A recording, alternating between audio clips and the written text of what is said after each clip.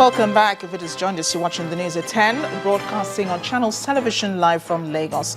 A reminder of our top stories. Tragedy in Dikwa, Borno State as suicide bombers attacked village, killing 51 people and injuring over 70 others.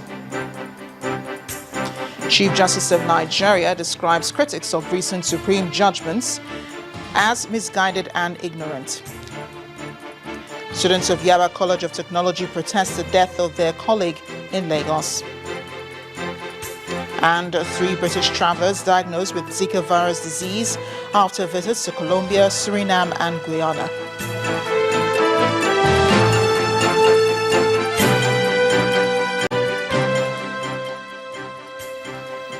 Do remember you can read up more on our top stories on our websites channelstv.com and on youtube.com/channelsweb.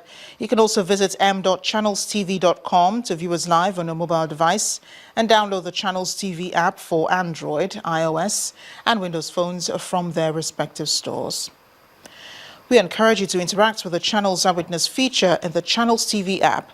If you have pictures or videos you'd like to share with us, just tap the application on your device, swipe to reveal the Eyewitness menu, and follow the instructions. Airtel, the smartphone network.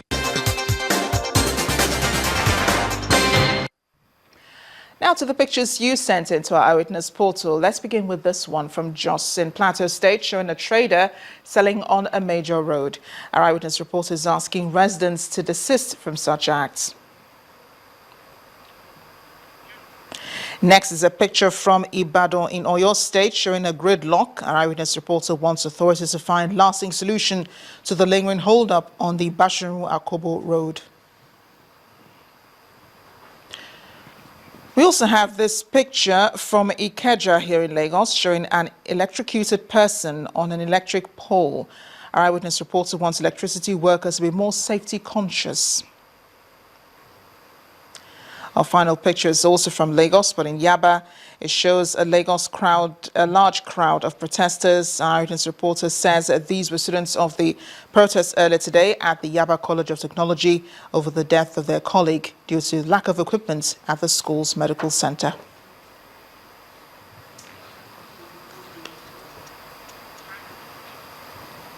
Well, thank you for sending in those pictures, and please keep them coming.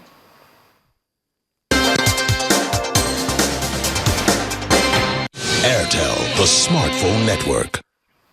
The Inspector General of Police, Mr. Solomon Arase, says the 4.5 billion naira overhead budget of the Nigeria Police Force for 2016 is grossly inadequate. This is part of the police chief's presentation before the House of Representatives Committee on Police Affairs in the ongoing 2016 budget defense. The Chief of Army Staff, Lieutenant General Tuku Buratai, who also appeared before the House Committee on Army, appealed for more funds for the Army. Our correspondent, Larry Lasisi, reports. Defense. The House of Representatives has suspended plenary for 2 weeks to allow committees concentrate on the 2016 budget. The Minister of Environment appeared before the House of Representatives Committee on Climate Change for an interactive session. The minister says the country is predisposed to severe negative impacts due to lack of proper coordination to mainstream climate change concerns into national development planning process. The first, of course, is budget and planning. Without them leading in what we want to do within the national context, it's going to be difficult for us to attain the kind of domestic investments that we need, that we can leverage external resources. Some agencies under the Ministry of Interior were before the House Committee on Interior to defend their budget. For the prison service, they appeal for more funds. September, October, November, December rations are still unpaid. By simple calculation, you will find out that we requested for a total sum of 10 point something. Ministries, departments and agencies on the document. The Minister of Interior and officials of the Nigerian Police Force were before the Committee on Police Affairs. The minister starts with a brief address on the Special Intervention Fund for Police Formations and Commands. In this situation we have with the Northeast, and also other hotspot areas of insecurity. And this is why this fund is domiciled within the ministry. It's a special intervention to the police. It's a position lawmakers are not comfortable with. In his presentation, the police boss says more funds should be allocated to the police. Because we dismantle the roadblocks. Those safer highways, we have an approximate of 600 vehicles on the road. Those vehicles, they have to be fueled. The policemen who man those vehicles, they are entitled to pure water or even one gallon, just return of their 12 hours duty. If you put all those ones together, the 4.5 billion is grossly inadequate. And if we are fighting corruption the way we are fighting corruption now, we should be able to remove those things that will be attractive to our men to engage in unprofessional conduct. In another committee, the Chief of Army Staff is before the House Committee on Army. The need for extra allocation also comes up here. This amount, actually, in real terms, cannot cater for all the requirements of Nigerian Army. This is just a small fraction if what you've seen or what you saw during your tour of Nigerian Army formations are to be completely taken care of. On this note, these are only an humble submission that what we presented, if it is not increased, it should be maintained as it is, as proposed, Honorable Chairman. For the chairman of the Independent National Electoral Commission, he foresees the need for a supplementary budget for the commission. We may have to come during the year for some sort of supplementary appropriation. We are going to conduct 80 elections between now and the 19th of March. 80 elections. And immediately after the elections, the judiciary will play its own role by setting up the tribunals and the courts of appeal. And we anticipate that some of these elections may be nullified by the courts and we start all over again. The committee says it will give the commission all the support it needs in order to start preparation for the 2019 elections well ahead of time.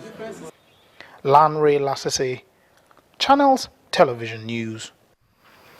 Let's go now to Linda Kigbe in Abuja for more on the 2016 budget issues. Hi, Linda. Hello, Amarachi, and welcome to the nation's capital.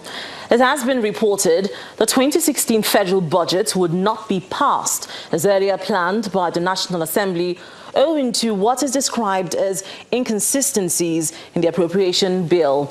Joining me in the studio to take a further look on this issue is the Chairman, House Committee on Appropriation, Honorable Abdul Mumin Jibrin.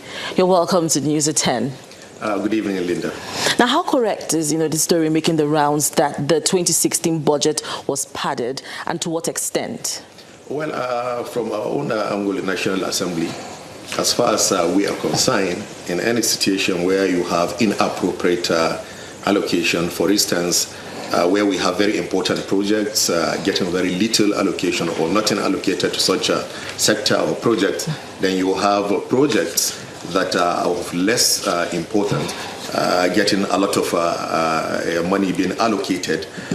In such instances, even though we don't so much like using the word padding, we can say such a budget has been padded. But there is no any situation that captures perfectly what has happened. Then you've seen ministers going to the National Assembly admitting that the budget is not theirs, that civil servants are just throwing figures here and there. And they're willing, and some of them are even insisting that they want to go withdraw the budget from the National Assembly and get it on their own way, even though that is not possible in line with our constitution and, of course, the rules of the National Assembly. So who are those responsible for this? Well, I think it is more appropriate if you direct that question to the executive arm of government. To us in the National Assembly, it's also very important that we know those who are responsible for this so that we can be able to mitigate against such happenings in the future. But I think you should put that question to the executive arm of government, and I'm sure that they will be able to provide the answers, and maybe somewhere along the line people will take responsibility. Now, beside the issue of padding, there are allegations that the 2016 budget is full of errors. So how would you respond to this issue of errors in the budget? Well, of course, this is already in the public glare, and the good news about this is that both the National Assembly and the executive arm of government were all on the same page on this issue. They've also accepted that there's been a lot of error, a lot of inconsistency, figures not adding up in the budget. But from the angle of the Appropriation Committee, we are taking reports, and we will continue to take reports from next Monday from the standing committees of the House, 96 committees. They will bring in their report and defend it before the Appropriation Committee. So far, there's been a lot of issues, but I'm sure by the time we take in all these reports during the course of next week, we'll be able to ascertain the extent of error that is contained in 2016 appropriation. Now, I'm going to take you back to the question of who padded, who is responsible for this. Would the National Assembly investigate this? Because this is clearly an anomaly. Would an investigation be done by maybe the appropriation committees or the, you know? Well, because we do also understand that the government, Mr. President, has good intention, the government and just about, well, not just, there's some understanding between the executive and legislative arm of government to deal with this issue and ensure that it is resolved amicably in the interest of our country. The National Assembly has taken some steps, and that is why we said it is not possible for us to pass the budget on 25th of February. And the committees will finish the budget defense by the end of this week. The budget will come to the Appropriation Committee, of course, the House of Representatives, the Senate. We will take our time to thoroughly look at this figure, look at the budget, and we've opened up informal consultation with the executive arm of government yesterday night. Had extensive meeting with relevant ministers, of course, the budget, finance minister, etc., and we will continue to engage them. And this might take some time to be able to clean up the budget, since it is not possible for the executive to withdraw the budget. We will give them the time, see how we will be able to look at the budget properly, resolve some of these issues, and ensure that at the end of the day, what is of concern to us is to pass the budget that is implemented. All right. Thank you, Honorable Abdulmumin Jibril, for joining us on the News at 10. Thank you. Now, the Imo State government has recalled all workers who were suspended from 19 state parastatals. This was announced today after a meeting of the Committee on Joint Government and Labour Negotiations earlier today. The Nigeria Labour Congress staged a protest in Owerri, state capital.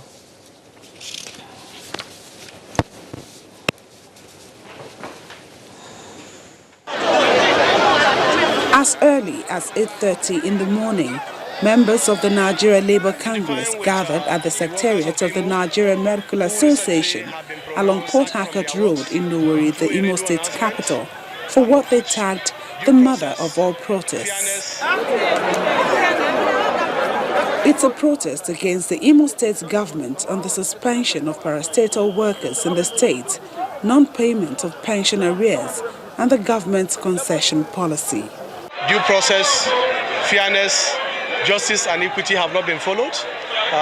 Over 6,000 workers have families, they have dependents, they have children, and just through mere radio announcement, that is not what the law allows. But while the NLC protests on one side, on the other side of town, some youths in the state staged a solidarity rally in support of the policies of the state government. The situation in Imo State is tense. One reason why the national chairman of the All Progressive Congress, APC, Chief John Oyegun, has come to the state with an olive branch. I can understand the reaction of workers perfectly, and I think the governor made that clear too, that he understands their reactions. But even they must now come to grip with existing realities. For Governor Rochas Okorocha, the actions and policies of government is all about ensuring that the civil service in the state is more productive, efficient and effective. We have done what we can within the limited resources available to us to keep faith with workers' demand and their needs, and to make sure that while also providing for the workers, we're not left out or found wanting in providing the dividend of democracy which we have promised our people. The situation in the state seems to be under control now, as there are reports that the Imo State government has recalled the suspended workers after a closed-door meeting between government officials and the Nigerian Labour Congress. We have come as one body, as entire. Members of Anyoma Watch Group in Delta State have staged a protest against Fulani herdsmen resident in some local council areas. The herdsmen have been accused of destroying farmlands. The protesters have also given state authorities a 14-day ultimatum to ensure specific grazing areas are mapped out for the herdsmen. The Assistant Inspector General of Police in charge of Zone 5, AIG Musa Daura,